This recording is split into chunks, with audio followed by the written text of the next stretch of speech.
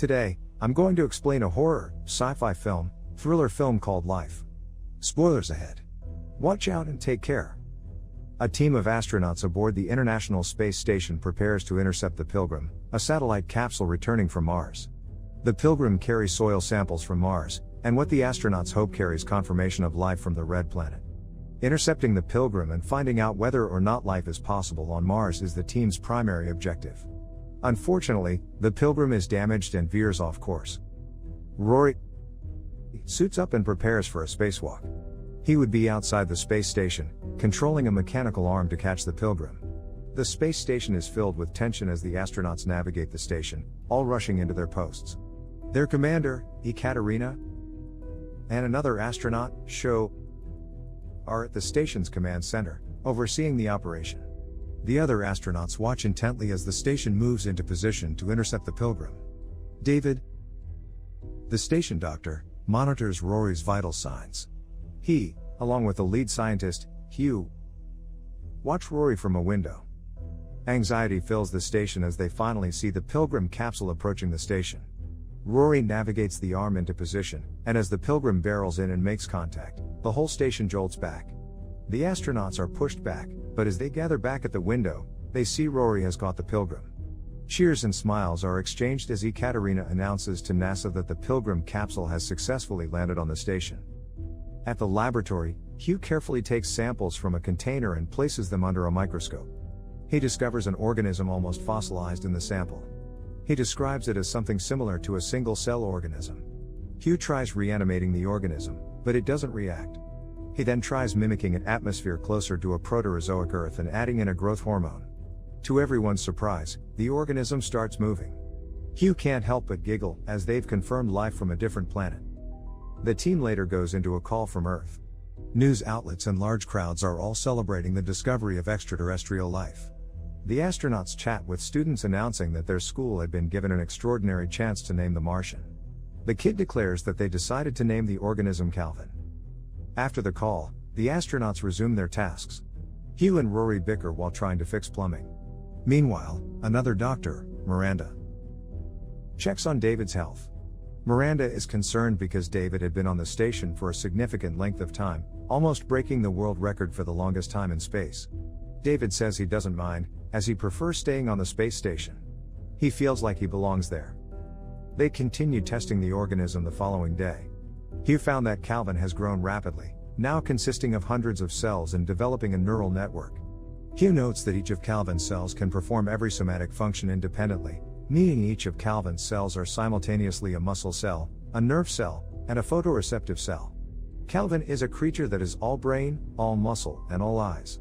Calvin has also developed to have appendages, and Hugh tries making contact. The crew watches anxiously as Hugh plays around with the alien creature. The crew later has dinner while Sho calls his wife, who's currently undergoing labor. Sho then introduces everyone to his newborn daughter. The crew then heads into their quarters, each tending to themselves. David examines himself for injuries and ailments. Sho continues his call with his family, and Hugh is back at the lab, interacting with Calvin. Several weeks pass, and the station is rocked by an alarm. Rory, Miranda, and Hugh all rush to the lab. Rory heads in and fixes the malfunction, and Hugh admits he must have overseen something for the lab to malfunction. Miranda stresses the importance of keeping Calvin contained as they don't fully understand it yet. Hugh is irked, saying they shouldn't liken Calvin to a disease, but Rory gets annoyed, saying that Calvin is an alien species and that Hugh shouldn't grow too attached. Later, Miranda makes a note that Calvin has now become dormant after weeks of sustained growth. They suspect that Calvin may have gone to hibernation as a defense mechanism when the lab malfunctioned. She says she is relieved as the creature was growing too fast. This pause in its growth has given her and the crew time to review their containment procedures. Calvin and the lab must remain sealed off at all times. Miranda expresses that the health of everyone on board far outweighs any harm to Calvin. Hugh discusses Calvin with Miranda. He stresses the importance of their mission in studying Calvin's cells. He poses that Calvin could unlock the secret to curing any disease or potentially healing every ailment. He proposes giving Calvin a small electric shock to awaken it. In the lab, Hugh prepares to electrocute Calvin. After several shocks, Calvin springs awake, latching to Hugh's hand and breaking the electric wand. The crew tries to remain calm as Calvin grips Hugh's hand. Hugh tries pulling, but Calvin maintains a tight grip. Hugh starts shouting in pain as Calvin starts squeezing. Calvin begins folding Hugh's fingers into unnatural shapes, and Hugh begins begging for help. The crew wants to head in and help, but Miranda tells them they can't risk placing another crew member in danger. As the crew argues, Calvin breaks Hugh's hand. Hugh then starts floating, unconscious, his hand a mangled mess. In the container, Calvin tries breaking free. It uses a piece of the broken electric wand to pierce one of the gloves. Calvin breaks free, leaving everyone in utter shock. Calvin makes its way to a lab rat specimen. It suddenly attacks, wrapping itself around the rat and digesting it. Rory enters the lab, fetching Hugh. David receives Hugh but has to close the lab door before Rory makes it out as he sees Calvin latch itself on Rory's leg. Rory then gets an oxygen candle, hoping to burn Calvin off his leg. He burns Calvin, and it jumps off. Ekaterina then gives the other to kill the alien. Rory takes an incinerator and prepares to flame Calvin. He starts hunting the alien, bathing it with flame. Calvin runs around the lab, hiding, but Rory chases after it. Rory corners the alien, believing to have Calvin trapped in a container. Rory discovers the container empty, and Calvin pops up behind him. The alien grabs Rory's face and makes its way into Rory's mouth. Rory begins choking, and the crew watches in horror, unable to help. A large amount of blood spews out of Rory's mouth as he floats lifelessly in the lab. The incinerator triggers a fire alarm, and fire suppressant gas fills the lab. Calvin exits Rory, now appearing to have grown 100-fold. Sho and the commander try manually closing the gas as Calvin could use the gas holes as a way out. As the final valve closes, Calvin reaches it and squeezes out. Ekaterina sends out a distress call to NASA, but Sho sees the transmission has failed. They would need to venture out to fix it. Ekaterina suits up and heads out. She reaches the transmitter and sees it has overheated. She opens the coolant chamber and sees it empty. She surmises that Calvin could have reached the coolant.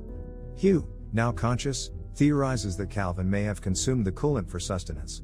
As they talk, Calvin launches itself out of the coolant chamber and latches onto Ekaterina. Ekaterina makes her way back to the station airlock, but she notices liquid in her suit. Calvin has ruptured her coolant tube, and Ekaterina realizes she could drown soon. Liquid starts inhibiting her vision, and she decides to leap for the airlock. Liquid coolant floods into Ekaterina's helmet, and she starts drowning. David rushes to the airlock to meet Ekaterina, and Miranda warns him that Ekaterina may be frantic and irrational. Ekaterina makes it to the airlock, and David advises her to help him unlock the airlock. To David's surprise, she starts turning the airlock's lever in the opposite direction. Miranda realizes that Ekaterina is deliberately locking herself out to save the crew from Calvin. Ekaterina eventually drowns, and David and Miranda watch her float away. Calvin jumps back to the ship, and David weeps in frustration. Hugh tries calming everyone down, telling them Calvin has been outside far too long for any creature to survive. Sho tells them Calvin could still enter the station through the thrusters. They monitor the thrusters, and each time a thruster experiences a temperature change, Sho ignites it. Unfortunately, all the thruster blasting causes the station to veer off, and Sho has to use the remaining fuel to put the station back in orbit. This allows Calvin to sneak back into the station. Hugh realizes that Calvin's species must have dominated Mars for millions of years but went into hibernation when Mars' atmosphere collapsed. He proposes they should simulate the same on the station to force Calvin back into hibernation. They would retreat to one capsule, seal themselves off, and expel the oxygen from the rest of the station. They retreat to a capsule and seal everything off. Miranda notices Hugh getting weaker. Hugh blames himself for what happened, but David says it was a team decision to take Calvin. Hugh says Calvin isn't their enemy as it's only trying to survive. And for it to survive, it must kill them. Hugh gets weaker and passes out. The crew tries to help stabilize Hugh, but Miranda notices something moving in Hugh's leg. She unzips Hugh's pants and finds Calvin feeding on Hugh's leg. They all jump back. Miranda uses a defibrillator to shock Calvin, but it only catches the alien's attention. They rush out and get split up, and Sho gets stranded in the sleeping pods. David and Miranda return to Hugh, and David sees that Hugh would soon pass. David sees Calvin moving through the ship in a hologram. Calvin had accidentally swallowed Hugh's tracker, leaving Miranda and David the ability to track the creature. They then lock themselves off and purge oxygen from the other compartments. Calvin starts suffocating when they suddenly get a proximity warning. They look out the window and see a Soyuz shuttle docking with the station. Miranda reveals that the Soyuz isn't there to rescue them but to push them into deep space. It is a final security measure ensuring no alien life would ever reach Earth. Believing the shuttle docking is a rescue mission, Sho leaves his sleeping chamber and rushes to the Soyuz. As he tries to get the hatch open, Calvin sneaks up behind him. Miranda and David hurry to Sho but are too late. They see the cosmonauts inside the Soyuz getting devoured and Sho trying to make his way back out. The Soyuz breaks away, and the seal between the two stations fails. The station begins decompressing, and Sho starts getting sucked out. Calvin suddenly latches onto Sho's leg and starts climbing. As Calvin gets closer to Miranda, Sho decides to grab Calvin and allow himself to get sucked back. Sho falls and gets sucked into space, but Calvin manages to cling to the station. David helps Miranda climb up and manages to lock Calvin out. The station starts falling apart, and parts and debris fly everywhere. David sees that all the chaos has once again pushed the station into the Earth, leaving them about 30 minutes before the station re-enters the atmosphere. With depleting oxygen, David gets an idea. Calvin is searching for oxygen, so they could probably use the oxygen candles to lure it.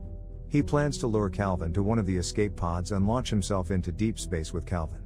Miranda would then get into a different pod and land back on Earth to tell everyone what happened. They initiate their plan, and David heads out with an oxygen candle. David carefully traverses the station, and Calvin shows up and hugs his oxygen candle. David flees and uses another oxygen candle to lure Calvin. David gets to the escape pod, and Calvin rushes in and hugs him. Seeing that David has made it to the pod, Miranda begins making her way to the other pod. David launches his pod, and he begins heading into deep space. Miranda then launches, and they start separating. In a black box recording, Miranda narrates what happened in the station. She recommends treating all Martian life as dangerous and hostile and advises to use all possible means to kill Calvin if it ever reaches Earth.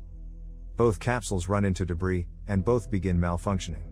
Calvin grabs David's hand, but he tries his best to maintain his trajectory. Miranda descends, but her pod's navigation systems start malfunctioning. The two pods drift farther apart. David screams in agony as Calvin wraps around his arm. One pod finally enters the atmosphere while the other flies off into space. The pod ends up crash landing in the ocean. Fishermen see the pod descending and approach it. In the pod, they see David covered in tendrils of flesh. In space, Miranda continues veering off. The fishermen work together to get the pod opened, and David tries to discourage them, but they can't understand him. More fishing boats approach the pod, unknowingly bringing themselves closer to their, and the planet's, doom. Subscribe to watch more videos like this. Turn on notifications. And leave a like, it really helps the channel out. Thank you for watching.